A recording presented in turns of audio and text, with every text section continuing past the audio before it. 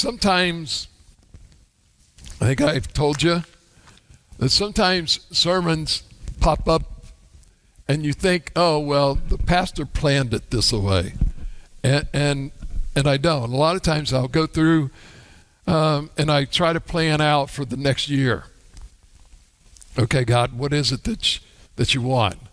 And if you look at the sermons, most of the time they are kind of interrelated from one subject to another subject to another subject to another subject. And so sometimes when you hit these sermons, you all think, okay, why don't you get off my toes? Why are you always preaching at me? Okay? And so let me share this with you. This sermon isn't about you, or it might be, but it's definitely about me, okay? And when I started doing this sermon, little did I know that it would pop up I knew kind of when it would pop up, but little did I know certain other things would occur. And so let me just preface this and just kind of share with you. Have you ever been under attack? Have you ever had people ruining your reputation? Social media trolling you? See, most of you generally don't have people trolling you. I do. For instance, we'll just, you read what you want to read, okay? I posted a picture on Facebook not too long ago. I've been working in my yard, okay? I had my house and that I live in, and a lot of people have criticized me for where I live. Okay, because my house is nice, okay, but God has blessed me immensely in a lot of things. So I've been working because we had when we bought the house, we had lights put in and accent lights and everything, and they had all burnt out. They were the old, I want to call them car light bulbs. Is what they look like. And now you got the new LED lights, which are a lot cheaper on electricity and also give you a little more crisp. And so I was working in the yard, and I started putting the lights up, and I really posted the picture, and I said, I finally got the lights done. And a comment was made about preachers who have these big, fine houses. And they shouldn't. And I thought, okay, maybe I should move. Okay. And then most of y'all know I love to cruise. And God has really blessed me to be able to travel. Because when I was a kid, we never went on vacation. I remember one vacation in my life, and that was when I turned 16 years of age. And I was bugging my mom to let me drive. So she said, okay, you want to drive? We're going to Kentucky. Not just to Kentucky. We're going to Kentucky. To coal country.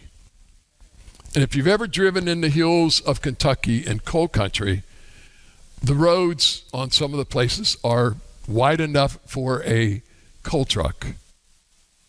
And if you're on that road, they ask you to move over. Well, I am 16 years of age, just got my license. I'm driving on there, and here comes this coal truck. And my mom says, you need to get over. And I said, where? She said, anywhere, find a place to get over. And I said, there is no place. On my left-hand side is a cliff. On my right-hand side is the hill and a little run off. Somehow we made it through that coal truck. Only by God's. That's the only vacation I ever remembered. And so Diana, growing up, her dad would take her dad and mom would take her on vacation. So when we got married, we would start going places and having vacations. So when I had kids, I said, I want my kids to know what a vacation is like and take them places. So I did. And so I posted about my trip, and just go out and read some of the comments about a preacher that is taking a trip to the Caribbean with his wife, having dinners at church for his congregation, but not feeding the homeless.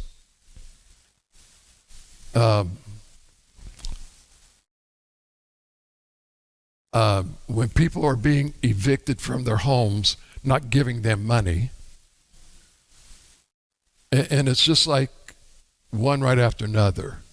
I think I've already shared with you that I need your prayers because my reputation is being smeared just constantly right now by some people that I never thought would do this. And so when it came to this message, I had to really look at this message and say, okay, who is this for? Them or me? And so I had to preach it to me first, okay, before I could even do it with you guys. Because it's easy for you to get upset with people. And especially when God has got something for this church. He really does. He put it here in this area for a reason. It wasn't by coincidence that this church here was voted the #1 church for impact of Middletown for this year.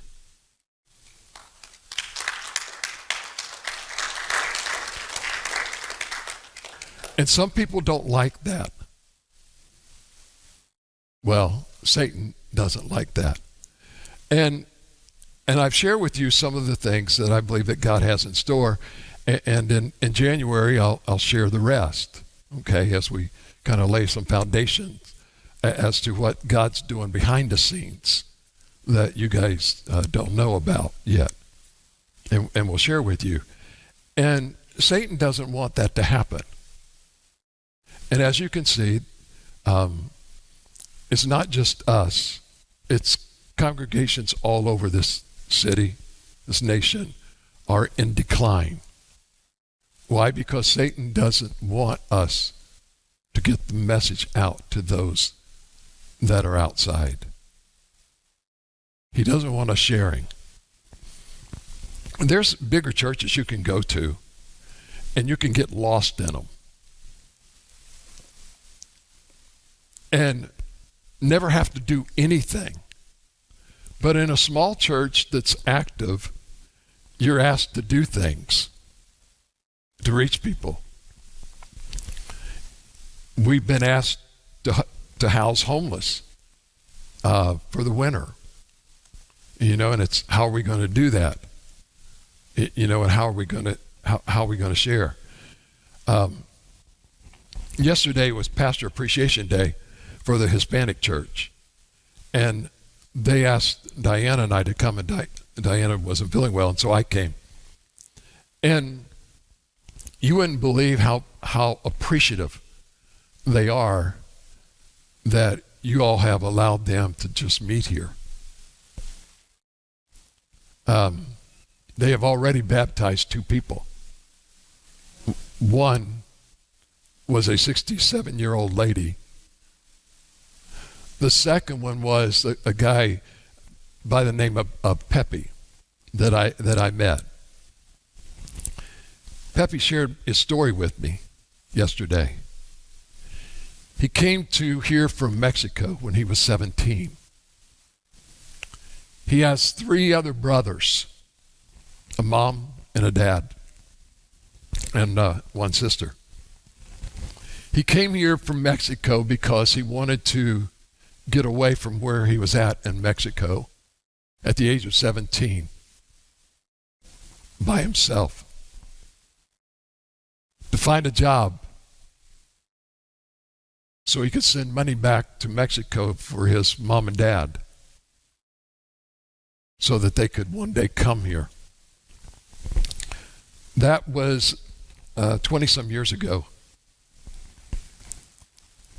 Pepe, for 5 years, by himself built his house. Working and then coming home and working on a house and building that house for 5 years.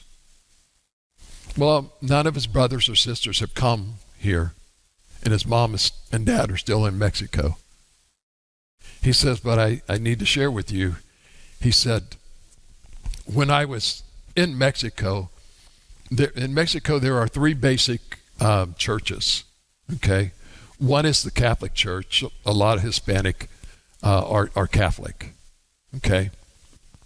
Another one is the Assemblies of God, which is another big, huge outreach in there. And the third one is the Seventh-day Adventists. Not many Baptist churches. So he came here. He found Jesus. His 17-year-old son was the second person baptized 2 weeks ago. And so I say that to say this. God is using this church to reach other people that are not just us. And they are very appreciative of you guys. They really are. And what you've allowed them to do. And the work that they're trying to reach in this area. So, let's start to the sermon. What do I do? What do I do when things don't go my way? You see, a lot of us have our lives planned as to what we are going to do. And what happened is, I've shared with you when we started this about 3-4 weeks. Well, it's been a little bit more than 3 or 4 weeks now. It's been several weeks. And we started this, that every one of us are absolutely necessary to God. And we are special. No matter what anybody tells you, you are a very special, unique person. Do you know there is nobody on this earth that has your fingerprint? Do you know that there is nobody here on this earth that has exactly your DNA? There are some strands of DNA that they can get together and find out that you're related to this person and this person and this person, and they're using that more and more to solve crimes and stuff. They're doing that. But did you know this? That God broke the mold. Not when just He made me. He broke the mold after He creates every one of us. Because every one of us are absolutely unique. There is nobody else in this world that is like you. They may be 80%, maybe 70, maybe 60, maybe 10, maybe none. You may be polar opposites. But each and every one of us that are uniquely made were created for a purpose. You see, when God created all of this, He had a plan. He didn't one day just said, okay, I'm just going to throw this up, and wherever it lands and however it comes together, that's what I'm going to call creation. God is not a pop artist. He doesn't splatter paint on the canvas and say, what do you think that is? And use your imagination. What God says is, He made man, woman, animals, trees, earth, planets, stars. He defined every one of them. And every one of them We're uniquely made for a purpose. Everyone. Even though they may not find life, or that people don't understand what is this and what is that, God had it all for a purpose. Every bit of it. The moon is at a certain location, at a certain tilt, at a certain angle to affect certain things on this earth. The earth is at a certain tilt, at a certain rotation, traveling a certain path, and the gravity holding everything together. That was God. It was not something made out of chaos. Okay? Everybody says follow the science. Science is found in the Bible. And the Bible is found in science. Without the Bible, there is no science. But the science, or the Bible, can stand by itself without the science. Because there are some things in the Bible you can't explain. You just got to trust. And so when God made you, He had a plan that every one of us would uniquely fit this plan. And the problem is we've got our own agenda. We've got our plan of what we would like. And sometimes our plan doesn't mix well with God's plan. I know. Okay? And so what happens is things just don't go our way. And that's what we're going to talk about this morning. Because you need to understand something. You weren't made just to come on this earth, live, work, retire, and die. Why not? Because retirement in this life, ladies and gentlemen, means you're dying. But the job that God had planned for you, there is no retirement. But can I tell you something?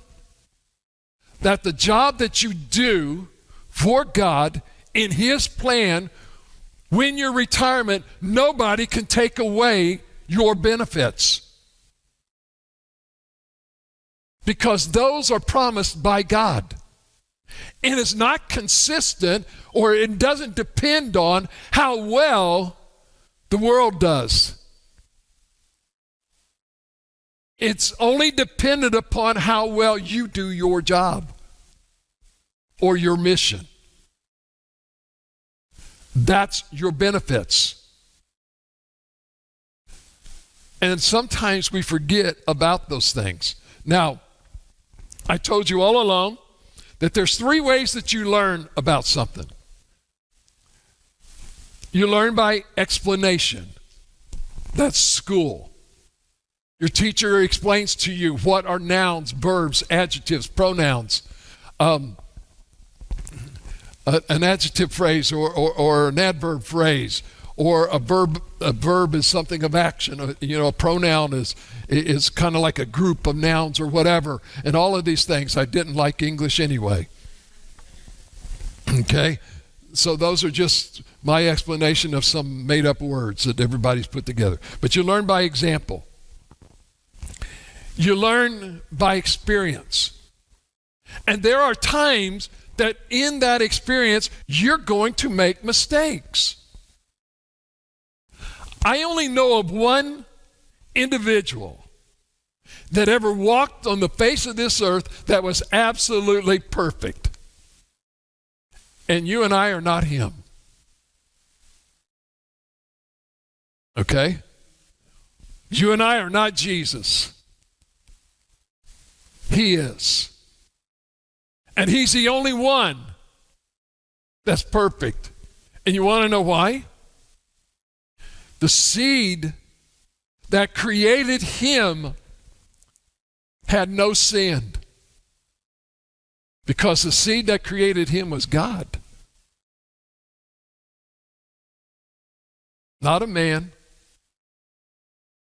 He was the Son of God, not the son of Joseph. Joseph took him in as his son, raised him as his son. Mary took him, gave birth to him. But the seed of sin never came through, gentlemen, never came through the woman. It is us men. We're responsible for this mess. And take it up with Adam. Okay? And so you learn from those things. Now, we talked about Jonah, and we talked about how that God had given Jonah a job to do, and what does he do? He runs in the opposite direction. Where God told him, I need you to go to Nineveh, Jonah decided, I am not going to Nineveh, I'm going to the furthest place that I know of, away in the opposite direction from Nineveh. He went to a place called Tarsus, and Tarsus was it was a seaport in Spain, what we call Spain today. He was catching a boat and getting out of Dodge. He was leaving and going as far away as he can. So let's start with the slides. So, and giving you a kind of an overview of the four chapters of Jonah. Okay, in chapter 1, we see that Jonah's rebelling and he's running from God, and he says, "God, I don't want to do your plan. I want to do my plan. I don't want to go with your mission of my life. I just kind of want to go and do what I want to do." Chapter 2, we see Jonah repenting. And what's he doing? Repenting means turn from the way that you are going and turning back to God. And so what was he doing? He was repenting, and he's running back to God, and he says, okay, I'll do it. Then we go to chapter 3, where Jonah is given a second chance, so he's restarting, and he's running to God, and he says, okay, I'm going to do it. But he's doing it with some baggage. He's got a bad attitude. His attitude really stinks. And if I could use the term, it really sucks. Because he's not really doing what God wants him to do. I'll do it, but I'm not. But some would say, well, at least he's doing what God told him to do. Yeah, but his attitude was not good. And there are times that God calls us to do things that we don't like, and so we say, okay, fine, I'll just go ahead and do it. We do it, but the attitude's not there. And we wonder, why, God, am I not being blessed? And he says, attitude adjustment. You need to change your attitude. You're doing the job, but your attitude stinks. So, in this 4th chapter, we're going to find out that Jonah is regretting, and he's even resenting, because God changes his plans, and Jonah doesn't like the plans that God's changing them to. See, God told him, I want you to go there and tell them I'm going to destroy them. And now all of a sudden, God's not destroying them. And Jonah says, okay, I told them, I did the message that you wanted me to do, and I know certain things about you, and one of those is that you're faithful, and you said you're going to destroy them, and you are doing that. So Jonah's kind of a little bit ticked off.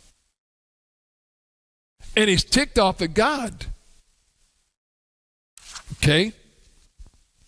And so we're going to talk about a few more mistakes that Jonah made. Okay? And figure out and look at remembering what happens when things just don't go your way.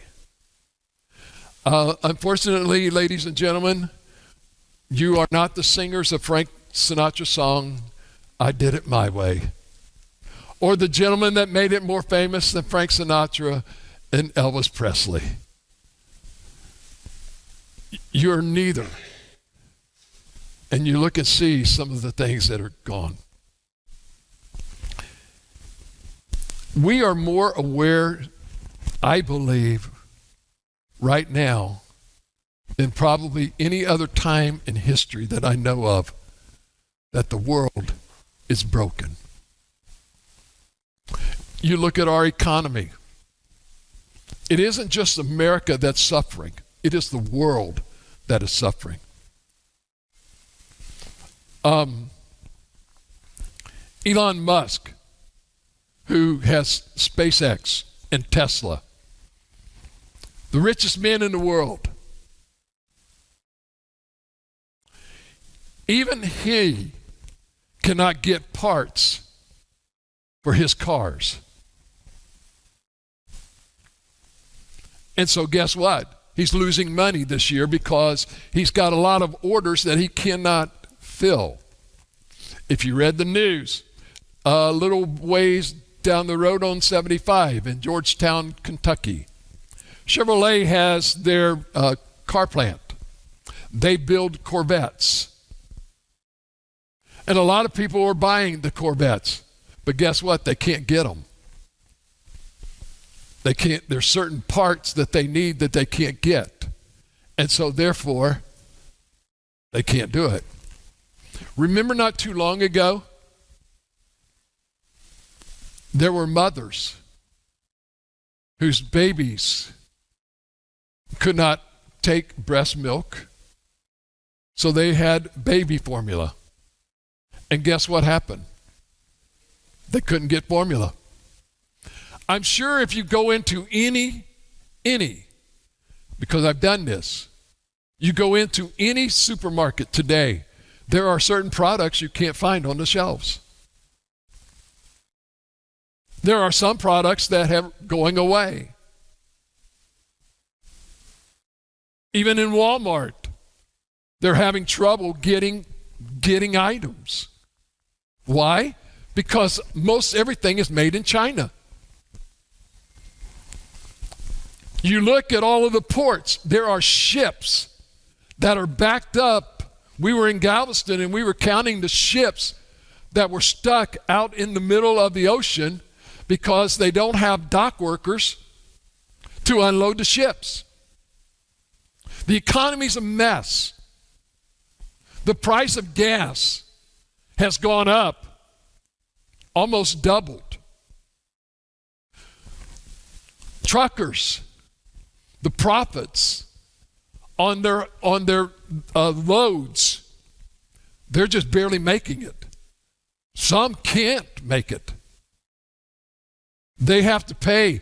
How much is a new truck, Chris?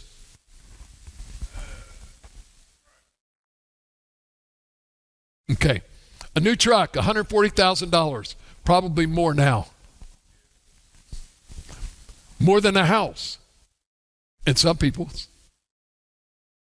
And it's not just the truck, the maintenance of that truck.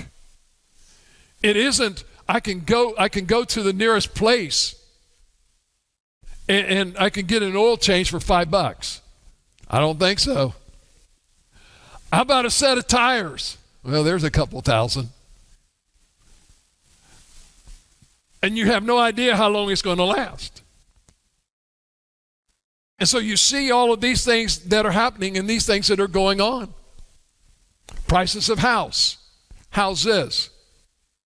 The price of renting a home in Middletown. Do you understand that the price of rent went up during the pandemic when people weren't working? Well, why did it go up? Do you ever understand why it went up? Can I give you a little understanding as to why the price of rent went up?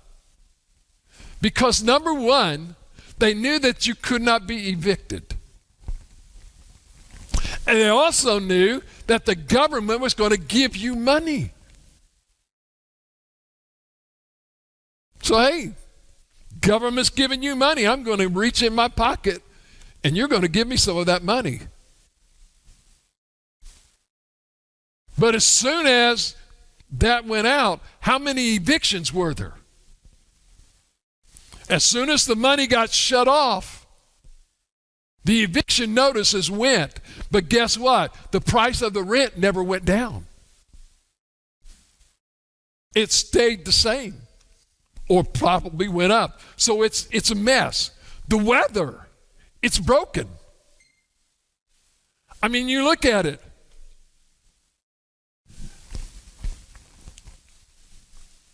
In the West, where it's generally dry, they had a monsoon season this year that flooded everything.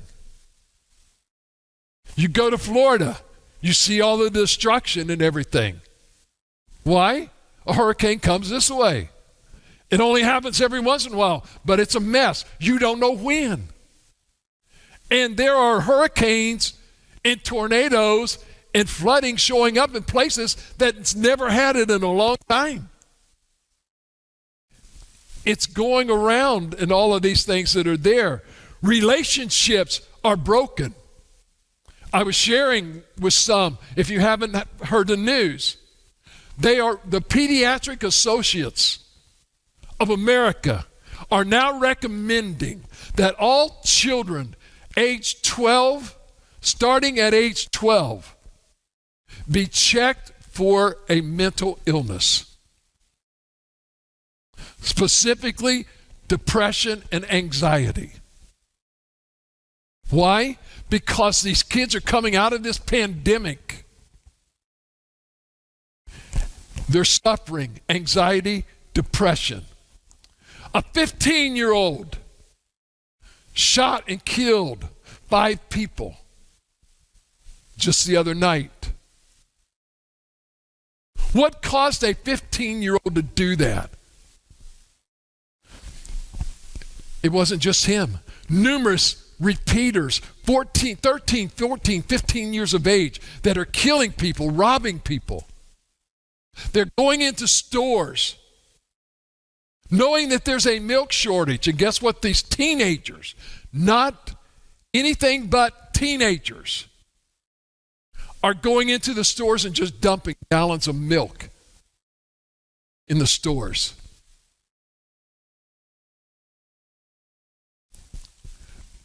What was it? It was the Green Mob Squad in New York. There was about 10 or 12 of them that were robbing people on the subways. They were all dressed up in the same garb. They caught 4 of them, they think. You're seeing all of this stuff going on, and it's a mess. The planet, it's just nothing on this planet is working in all of these things, okay?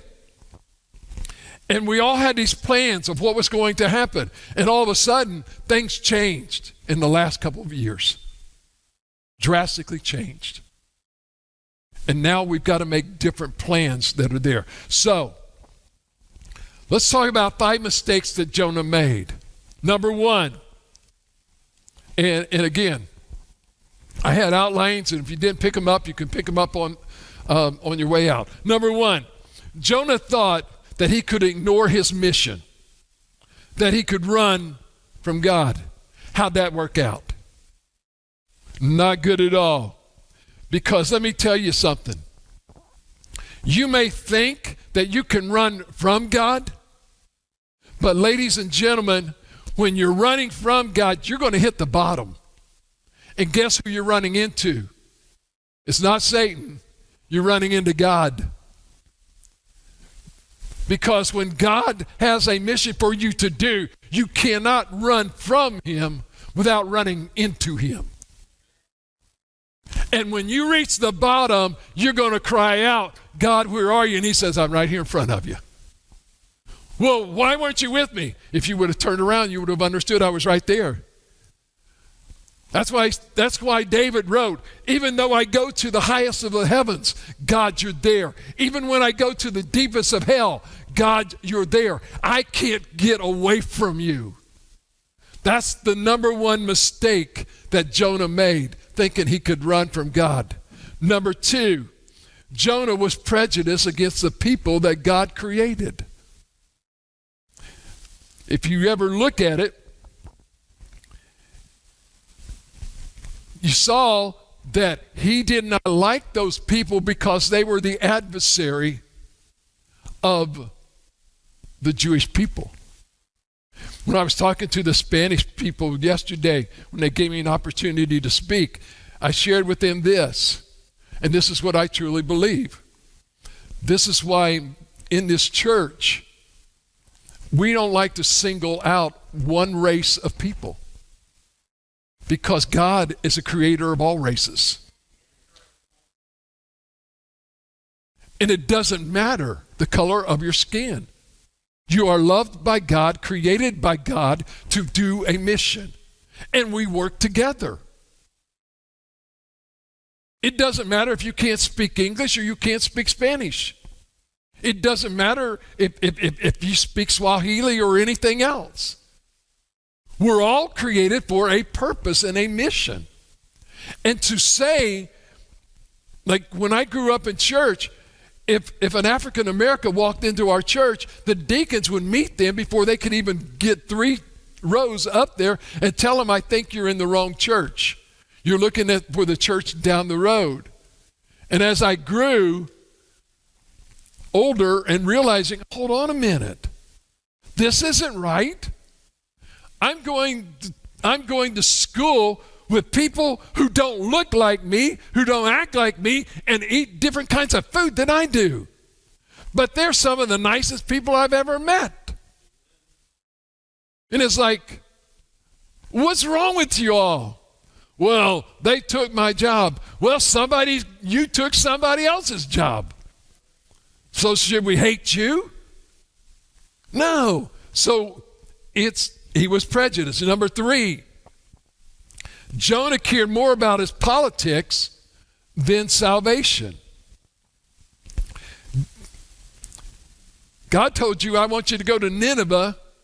There, we're going to try and save this place. And Jonah says, I don't like these people. And sometimes, and you think about it, there are churches that are totally divided today because one is a Democrat and one's a Republican. And we've allowed our politics to run our life. May I say this to you? I am neither a Democrat or a Republican, and that's not who I am. I am a child of God. My allegiance belongs to God. Okay?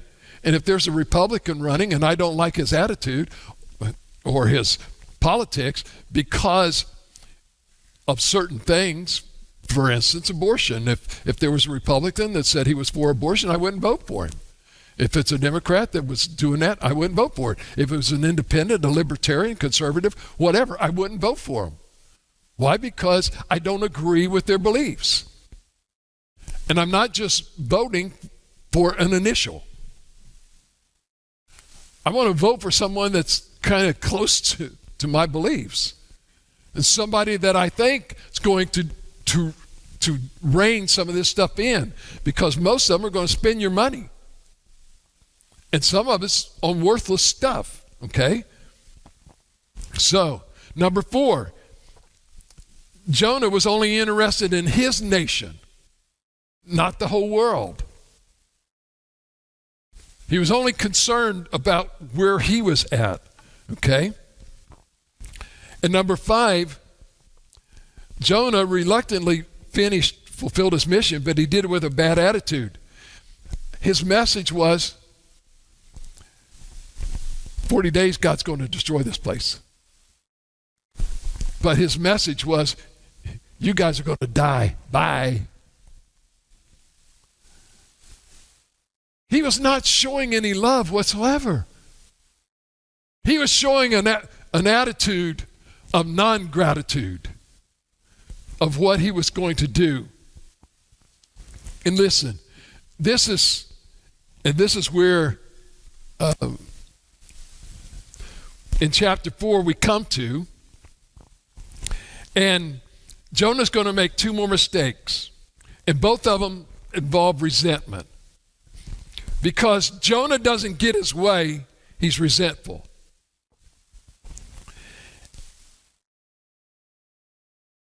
And there are some times when you don't get your way and you become resentful, you're hurting yourself more than the other individual. Okay? And sometimes, and this is where, again, you have to understand something. There are people that have hurt me.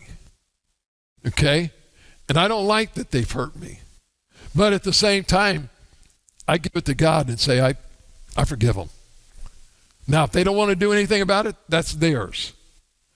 But God, I just want to do what you want me to do.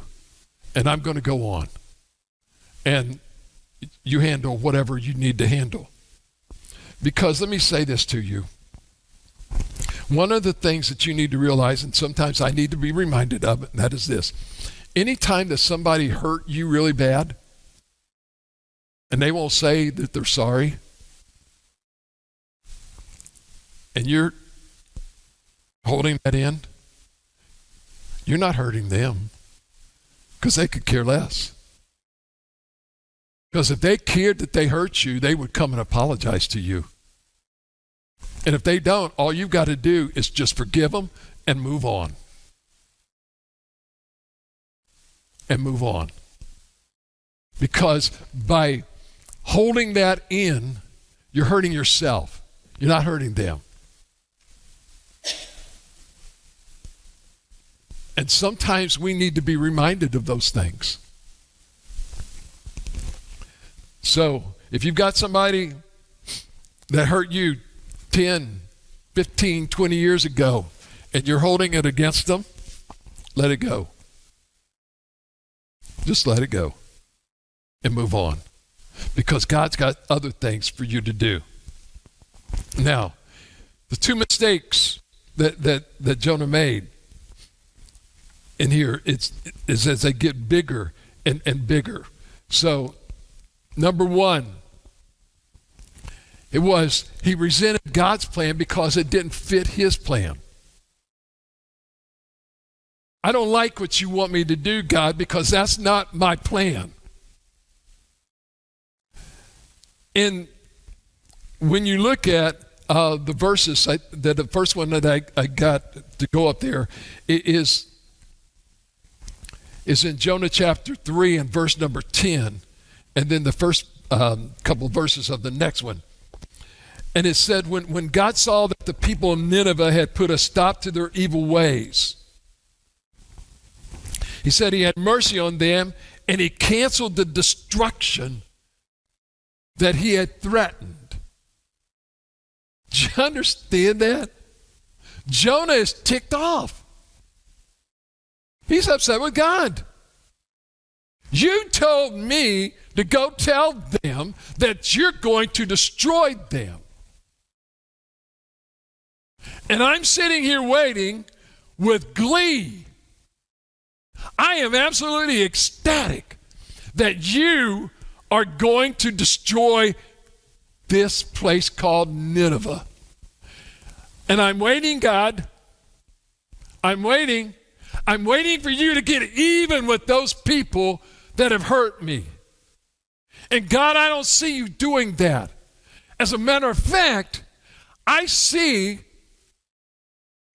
where you're doing the opposite. He resented God because it's not his plan that was there. So Jonah became furious and he complained to God. Listen, God told them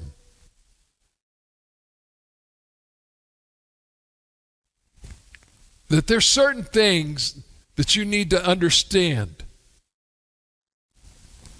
And we talked about it last week. If you're doing something and the Holy Spirit comes to you and convicts you of that, that is a warning. Now, what does God say? There's a verse that basically says this, that God chastens or basically disciplines those that he loves. Okay? And if you're doing something wrong and you're convicted of it and God's not disciplining you, we got a problem. Because God warns you. Okay? Now let me say this to you. If you're doing something wrong, God could punish you. He has every right to discipline you. Your parents, us as parents, when your child did something wrong the first time, did you whip them? Huh? Most of the time, I would say probably 95 to 99% of the time, when your children did something wrong the first time, you probably gave them a warning, right? If you do that again, or you did that and that was wrong, and let me explain to you what it is. If you do that again, I'm going to discipline you. You know what you were showing your children? Grace. Where did we learn that from? God. God sends us warnings before he disciplines us. If we don't heed the warning, we're going to get the discipline because he's extended grace, but he's also going to be faithful. May I say this to you? I don't think that God says, I'm going to count to 3, and if you do that again, I'm going to whip you. I think God's going to say,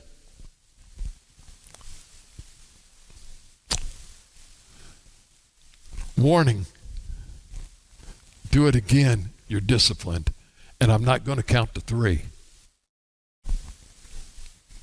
He's a patient God, but he's also faithful to his word. God told him, and what was really something that Jonah didn't understand, and I'll probably end up finishing this next week, okay? Because I'm only a third of the way through this thing. And I've learned I don't have to finish these because they continue. So,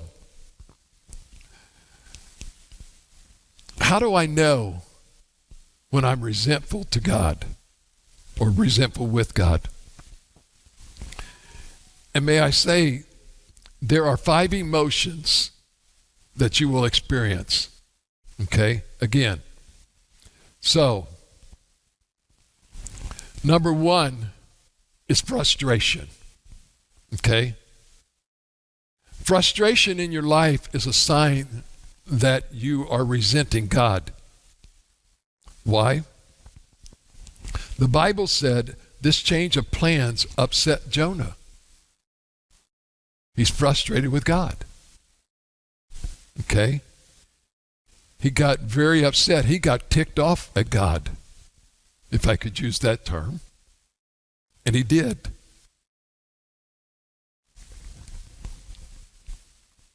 When God says, I'm sending you here, I've already sent warning signs to them. I've already prepared their hearts for your message. They are ready to receive. Remember what we talked about last week? Within a period of about 7 years, Nineveh had disaster after disaster after disaster. A 7-year famine, total eclipse. They were flooded. Nineveh sits right between the Tigris and Euphrates river, and there's a earthquake fault. They had a huge earthquake that totally devastated the city. They had to rebuild. God warned them of their evil. And God kept warning them and warning them and warning them. And finally, he sends a messenger saying, listen, you haven't listened to any other word that God has said. He tried to warn you with the famine. He tried to warn you with the earthquake. He tried to warn you with the destruction of your city, your economy. He tried to warn you with all of these things, and you didn't listen to him. Now I'm sending my messenger to you to warn you that if you don't listen to his message and repent, in 40 days, I'm destroying this place. And guess what? Revival broke out in that nation. And Jonah was ticked off. I mean, it's like all of a sudden, revival breaks out in this church, and you come to church one day, and you can't find a place to park in the parking lot. You can't find a seat to sit in. I got to find the overflow section. How dare you sit in my seat? Well, man, I just got saved. Hey, I've been saved for 50 years, and my butt print's on that seat. It belongs to me. It took me 50 years to break that chair in, even though it's only been here 5. And who wants you here anyway? You got snotty-nosed kids. You don't look like me. You don't eat like me. You don't act like me. You're going to change me. And God's saying, yep. God, I prayed that the church would be overflowing, but not with these people. Here's the people I wanted. You know, I wanted my brother, my sister, my mom, my dad. I didn't want all these strangers. All these strangers I got to talk to. I got to get to know them. And you know how uncomfortable I am about that, huh? And God says, yep, get out of your comfort zone. And Jonah's back there watching as the revival's breaking out, and Jonah is ticked off about it. That's the first emotion. Number 2, it's angry. Not only is he ticked off, he becomes furious. That word in the Bible where it talks about furious, it's kind of comes right after resentment, and it says that he complained to the Lord, and he goes, oh, poor me, nobody likes me, everybody hates me, I'm going to go eat worms. Doesn't that sound like a little kid? You know, nobody likes me, I'm just going to go eat me some worms. Really? What? It's like you say something that makes no sense. And he's angry with him. And so what does he do? He goes and has him a pity party. And can I tell you something? You can't have a pity party by yourself. You've got to invite somebody. So what do? You invite me, myself, and I. And the 3 of you sit there together having a pity party. Me says to myself, do you know what they did to me yesterday? No, but I says, I feel your pain. I know, they did the same thing to me. And me, myself, and I has a party together, just drowning in your sorrow because nobody likes me. Now, in the next verse, when you look, he says, now Jonah says, I asked you, Lord, please kill me. Really? Please kill me.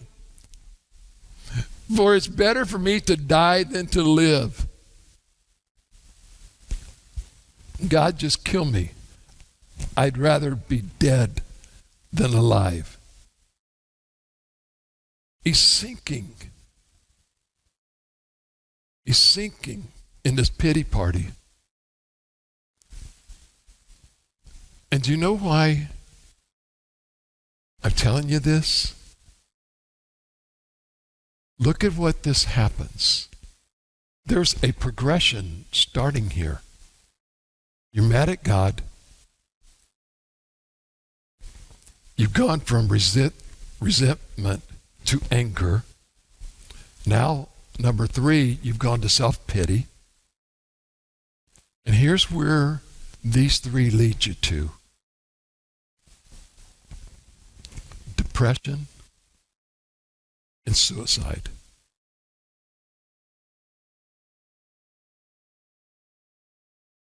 This is what Jonah is experiencing, ladies and gentlemen. And when people say that Christians cannot experience these things, they are absolutely wrong.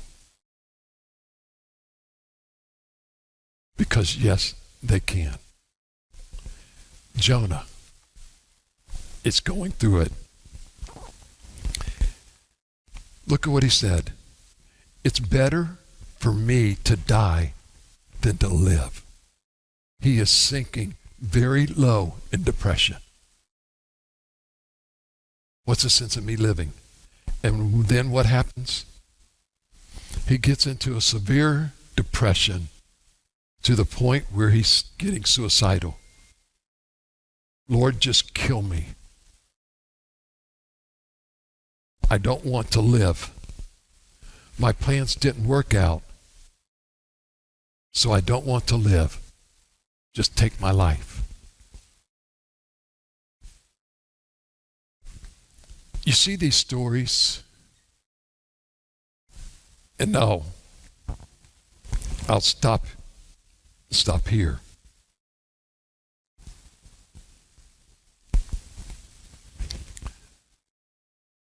That, give me just a few more minutes, and then I got a better stopping point.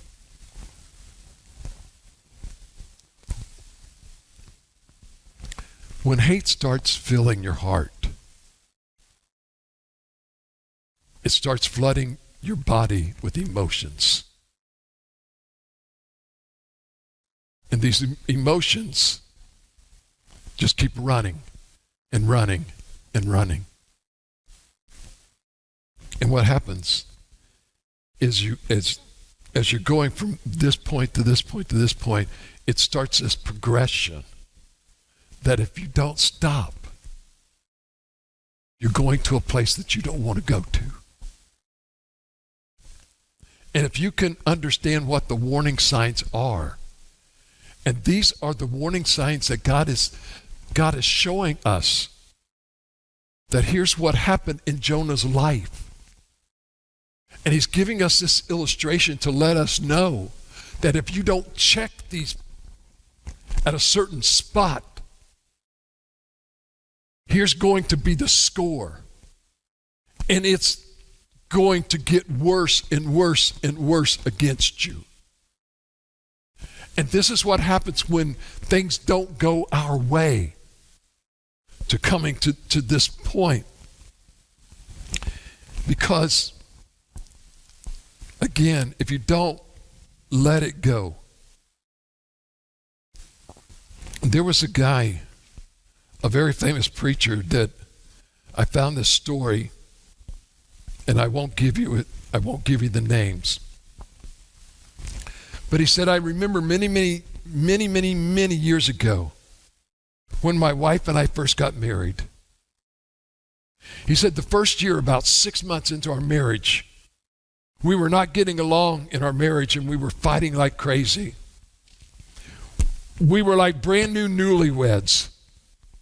My wife thought that she was having a nervous breakdown.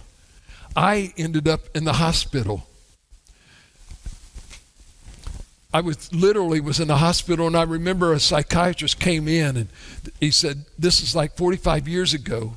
The psychiatrist comes in to me, and he goes, so what's your problem? I said, well, I'm depressed. I'm depressed. And he says, so really, what are you angry about? And I said, oh, no, I'm not angry. I'm just depressed. And he says, depression is sometimes frozen anger.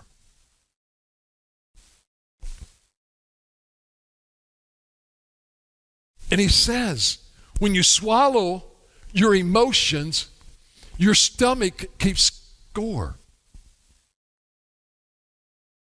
Because what you're swallowing goes into your stomach, and it needs to digest it. And sometimes it can't. Doesn't know what to do with it. And he says, so I was angry with my wife and I was swallowing it. I wasn't expressing it. I was repressing it, and it was causing depression. He said, when you hold anger, when you hold hatred, when you hold hurt, when you hold resentment in your heart, you're not hurting the other person. You're hurting yourself. You got to let it go. He says, that's a mistake that Jonah made. I just want to die. And sometimes we've got to understand, if we don't let it go, it's going to kill us. And I don't know about you, I'm not ready to die. I know that I'm going to heaven. And I understand at the end of the day, that's where I'm going to go. This last week, I've watched, as I shared with you, two people that I grew up with. One was a young man that I met when he was 19. I was like 30, 33, 34 when I met him. He's like 60 something. He died. He was what, 55?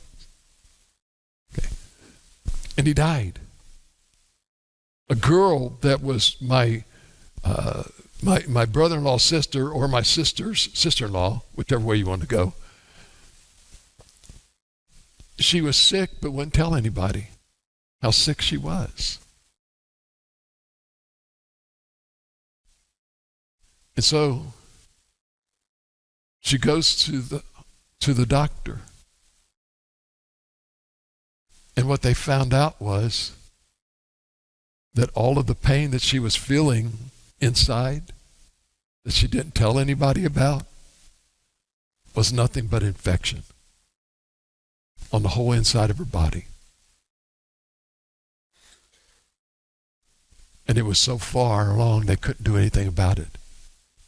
And she ends up dying 2 days later. And I'm talking to her husband. And he said if she'd only told me how sick she was. I took her to her doctor's appointments. But she never told me.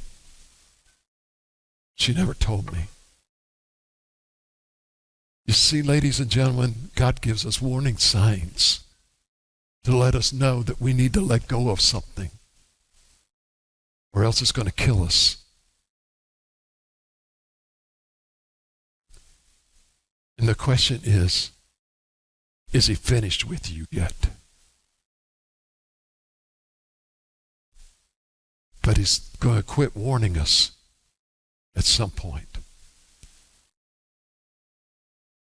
And the question is, do you recognize the warning signals?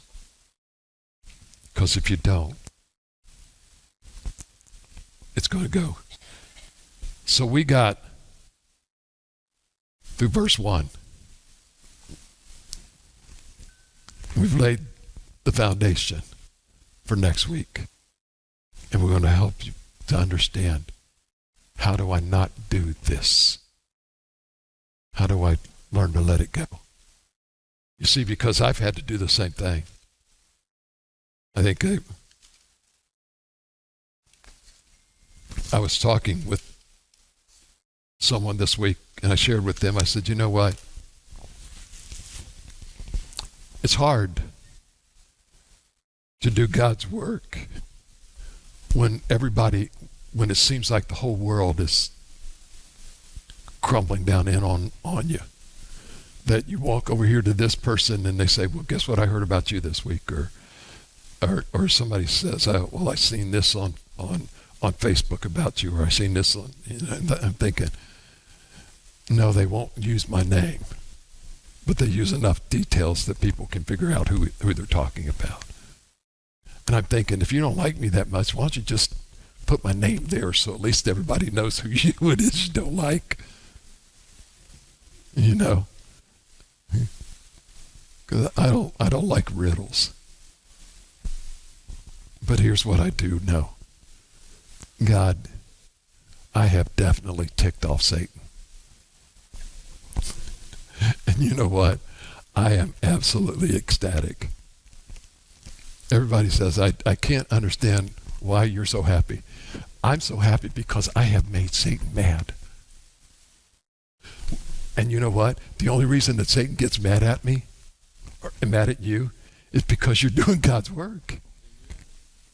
When you're doing what it is that God wants you to do, Satan is ticked off.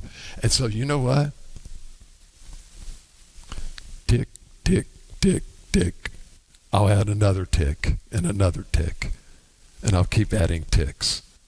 Because when I tick him off, he's going to leave somebody else alone. So give me your best shot. As the old song was, give me your best shot, fire away. That's my song of the week.